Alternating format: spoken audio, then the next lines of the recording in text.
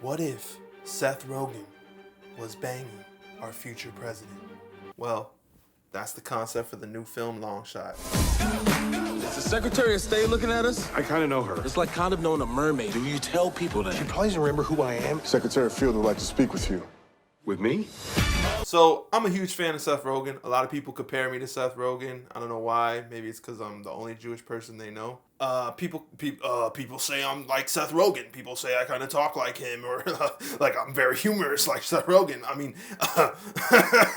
Yeah, gonna lie. Yeah, I mean, I don't even have his laugh. We're completely different people. But I love Seth Rogen. Everybody loves Seth Rogen. He's Canadian. He's really easy to love. And yeah, I would say I've been a fan of Seth Rogen for many, many years, since probably Superbad. Sausage Party was probably a little weird for me, and that was probably the weakest one I've seen so far.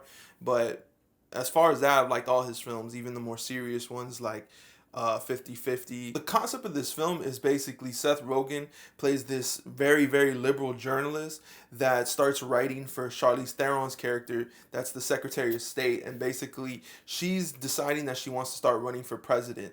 She sees an opportunity when the president, played by Bob Odenkirk, yes, that's Slippin' Jimmy from Better Call Saul. He's a president that used to be an actor, and he wants to basically give up on trying to run a second term in order to pursue his dream of being in the movies. So this is a very inside Hollywood commentary on maybe our next president, or the president now being more of an entertainer than a politician.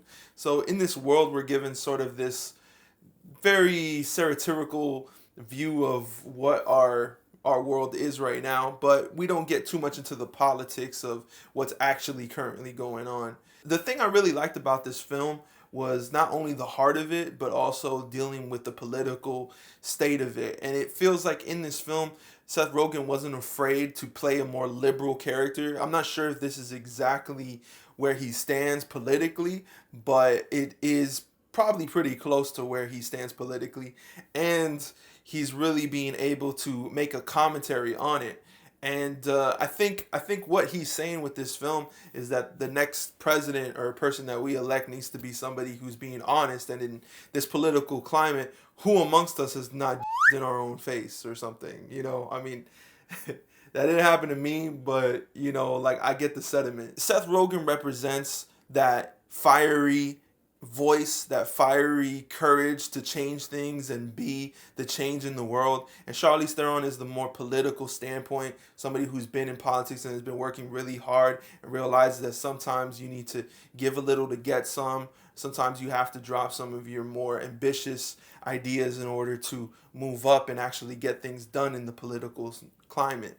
So in this movie, the thing I really like is just the fact that, for one, there's a lot of comedy throughout, but also it kind of is giving you a lot more commentary than maybe some of his other films that are a little bit more stoner comedy style. So Seth Rogen brings basically the same character that he is in every film, which is Seth Rogen. now This one, we're just seeing another side of him, something that's a little bit more politically charged.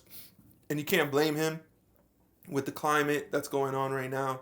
Like, that's where it's at. That's probably the first topic that's in his head, and it's something that he's probably really passionate about. So I really enjoyed this film. I think everyone should go check it out. I think regardless to where your political biases are, this film does a good job of trying to talk to both of them. It shows Seth Rogen as a very liberal person, and even some of the people around him, like his best friend played by O'Shea Jackson, Ice Cube's son, he reveals to be a conservative at heart, a black conservative, and this is mind-blowing to Seth Rogen's character. And when Seth Rogen realizes about his friend, he has to rethink maybe where his stances have been a little bit too harsh or a little bit too demanding, and he decides to ultimately try to meet halfway.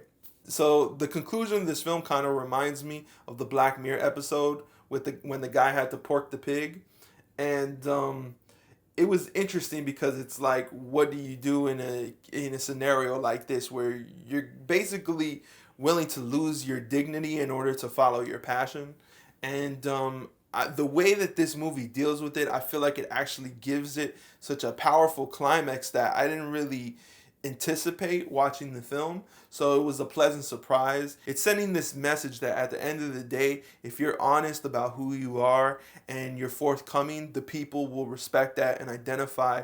And in the end, they'll most likely take your side with it. And also that you can't really hide from who you are or your past or any of that, because it's just a life of basically always looking over your shoulder, knowing that you can never really truly be yourself. So I feel like this film, as goofy as the concept might have been, actually struck a chord with a really great premise. So I'm going to give this film a 9 out of 10. Just for what it is, I'm not sure where it would rank on Seth Rogen's other films. I just think for him dipping his toe into the political arena, he really delivered on a movie that both gives enough for the audience to sort of go along with and entertain, but also kind of touches on a couple things that are really relevant. From watching the trailer, I wasn't really sure how they were going to land this premise, but it worked out. There's great comedy throughout, and there's also some great reveals, and there's some great character work that's being done. Seth Rogen as an actor is just so natural sometimes that I feel like it's very easy to just look at what he does and just say, oh, he's playing himself. But really, his character is more of a conduit for a sort of mentality that is this just normal guy. He's really able to deal with this subject matter in a way I don't know if any other actor could. Because even though he plays a die-hard liberal, he also is able to explore this water where he shows open-mindedness towards maybe the other side without too much endorsing the conservative side. He still kind of gives a little bit of understanding towards it. Throughout it, they have this character of this guy who basically buys their newspaper. I feel like he's supposed to be Steve Bannon.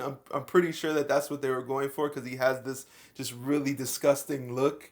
And but yeah, I didn't know that was played by Andy Serkis from the CGI movies, from the Lord of the Rings and the Planet of the Apes.